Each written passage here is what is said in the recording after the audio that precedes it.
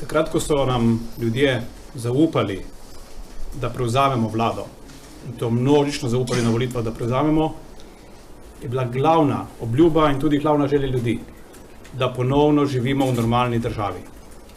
To je prva obljuba, ki smo izpolnili. Kaj pomeni normalna država? To je država, kjer velja pravo, kjer živimo v demokraciji in kjer veljajo pravila odprte družbe. Vse te tri kriterije smo v celoti izpolnili.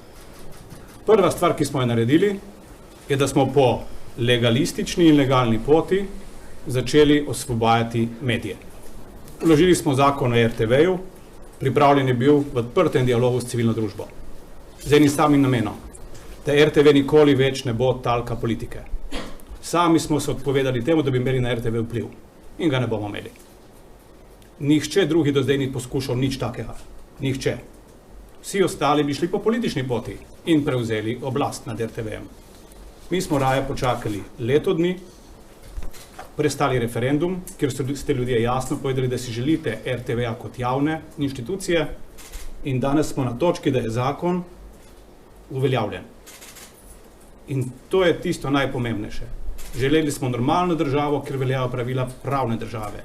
In tega smo se držali tudi takrat, ko je bilo to mogoče na videz v škodo, kratkoročno škodo vlade, dolgoročno pa v korist Slovenije. To je osnovno načelo, ki smo se ga držali ves čas, celo leto, in se bomo držali cel mandat. Povečali smo število tožilcev, pogovarjamo se s civilno družbo z obeh polov, s tistimi, ki so demonstrirali prej, in s tistimi, ki demonstrirajo danes. Od vseh pa zahtevamo isto, spoštljiv dialog. Kdorkoli je se v stanju spoštljivo pogovarjati, je dobrodošel v vladi. To je znak normalnosti in to je znak nove Slovenije, tiste, ki je nismo videli v preteklosti. Enako smo dali obljubo, da se bomo znali soočiti s krizami.